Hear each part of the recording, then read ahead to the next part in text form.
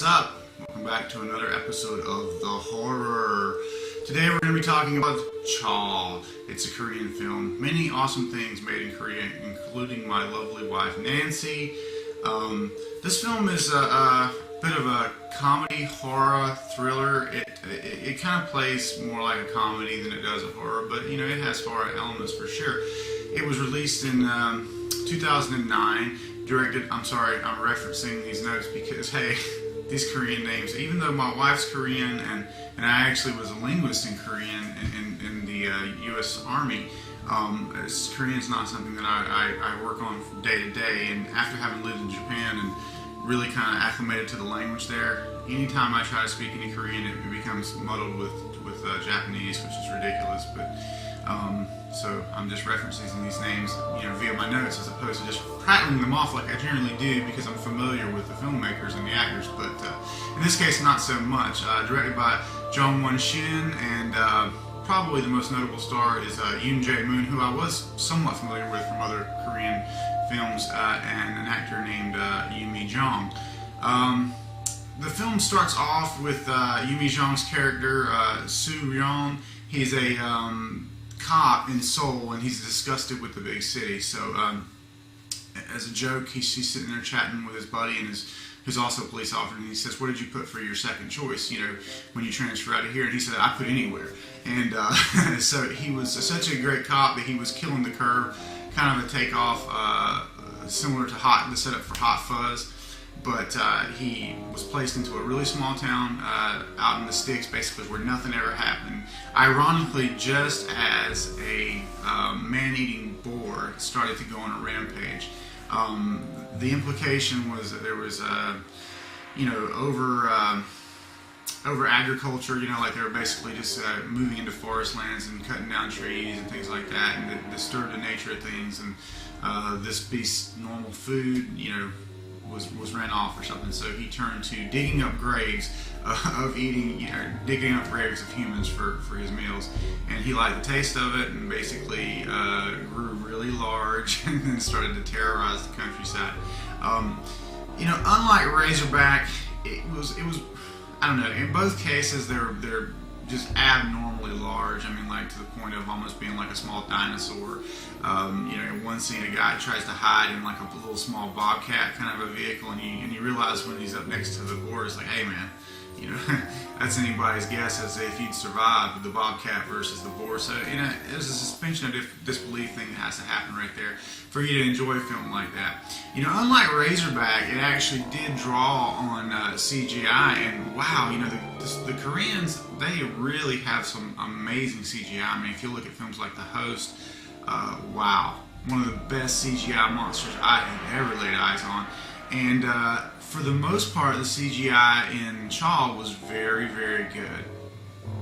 Another subplot is about this character played by Yoon Jae-moon, Hunter Bach. He is like a big celebrity game hunter, and it's funny because they sort of set him up like a sports figure.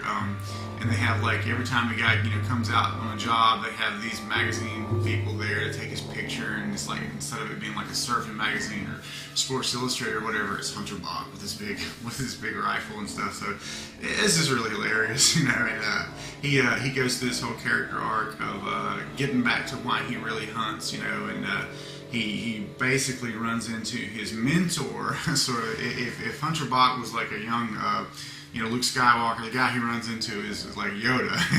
And the old guy who's also like a hunter, but like he just hunts to eat. His granddaughter is killed by the boar, so he's like on a vendetta to kill it, and he runs into, you know, his former pupil who's you know, in his opinion sold out or whatever to be this big celebrity hunter. And you know, it's pretty ridiculous, the setup between them. But anyway, they go back up into the woods and end up tracking this boar down and reverting to ancient hunting technique to kill it. So when apparently like their bullets bounce off of its skin and stuff, they had to go really old school on it to kill it. And I don't want to spoil it for you, but one of those guys makes the ultimate sacrifice, for his fellow man and all that, and that's sort of the major character arc of one of those two individuals.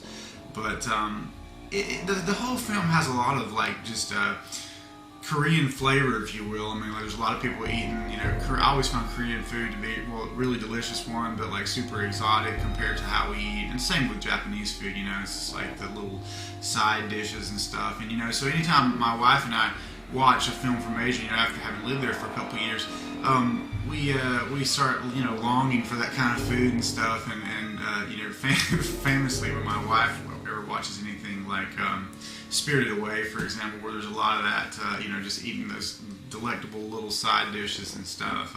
She always wants to roast chicken and have all these like kimchi and skimono, the little pickled side dishes and stuff. And so it's just a lot of fun for us. But CHAW really fit nicely into that little subgenre for us of really interesting Asian cinema that wasn't too off-putting to hear it in a different language. CHAW is actually in Hangul, Korean, so it you had to read the subtitles. I know a lot of people that really puts them off, but for me, not so much. So I enjoyed it. It was a good film. It was definitely a worthy peer to Razorback. Probably had a much bigger budget than Razorback. I'm not sure about that, but it was definitely worth the watch, and you can get it on Amazon right now for about $12. So I recommend it. That's what I did. So check it out. I mean, CHAW. It was definitely worth my time to track that film down and watch it. So thanks very much for pointing that out on the review for Razorback, guys. I really appreciate that. And as always, I'll try to keep bringing you the odd little gems here and there in the world of underrated and under-reviewed horror. See you next time. Thanks for watching.